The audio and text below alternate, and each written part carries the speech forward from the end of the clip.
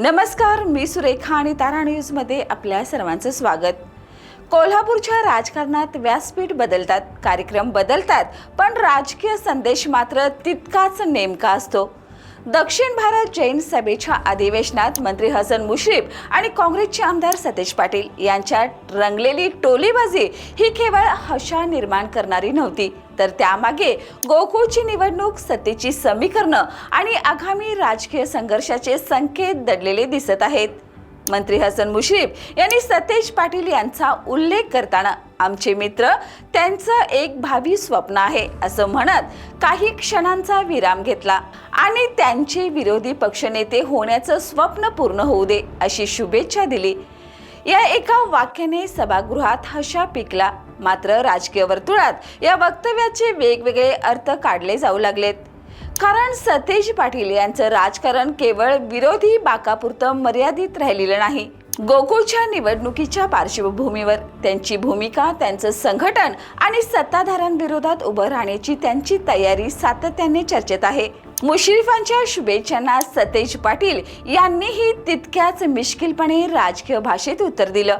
मला वाटलं मंत्री मुश्रीफ गोकुळ निवडणुकीसाठी शुभेच्छा देतील, पण त्यांनी विरोधी पक्षनेते पदाच्या शुभेच्छा दिल्या अशी कोपरखळी त्यांनी लगावली। ही प्रतिक्रिया वरवर पाहता विनोदी असली तरी त्यातून गोकुळ निवडणुकीचा संदर्भ स्पष्टपणे पुढे आला। गोकुळच्या निवडणुकीभोवती गेल्या काही काळापासून सदस्यत्व, ठराव, प्रतिनिधित्व, राजकीय आघाड्या आणि सत्तेतील अंतर्गत समीकरणावरून मोठी चर्चा सुरू आहे। अशा वेळी सतेज पाटील यांनी गोकुळचा उल्लेख करून राजकीय लढाईत आपण सक्रिय असल्याचा संदेश दिल्याचं मानलं जातंय।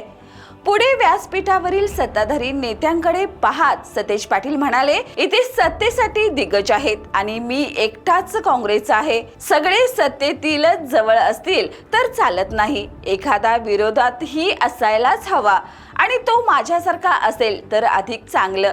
या वक्तव्यातून सतेज पाटील यांनी स्वतःची भूमिका केवळ काँग्रेसचे आमदार म्हणून नव्हे, तर सत्तेला प्रश्न विचारणारा आणि राजकीय समतोल राखणारा नेता म्हणून मांडण्याचा प्रयत्न केल्याचं दिसतंय। दरम्यान पालकमंत्री प्रकाश आंबेडकर यांनीही आमदार राहुल आवाडे यांचा उल्लेख करत मुख्यमंत्री ज्यांचं ऐकतात त्या नेत्यांच्या यादीत राहुल आवाडे यांचं नाव आहे असं सांगितलं। या वक्तव्याने ही सभागृहात हशा पिकला, मात्र या विधानातून सत्तेतील प्रभाव, मुख्यमंत्री स्तरावरील संपर्क आणि स्थानिक नेतृत्वाची राजकीय ताकद यावर अप्रत्यक्ष भाष्य झाल्याची चर्चा सुरू आहे।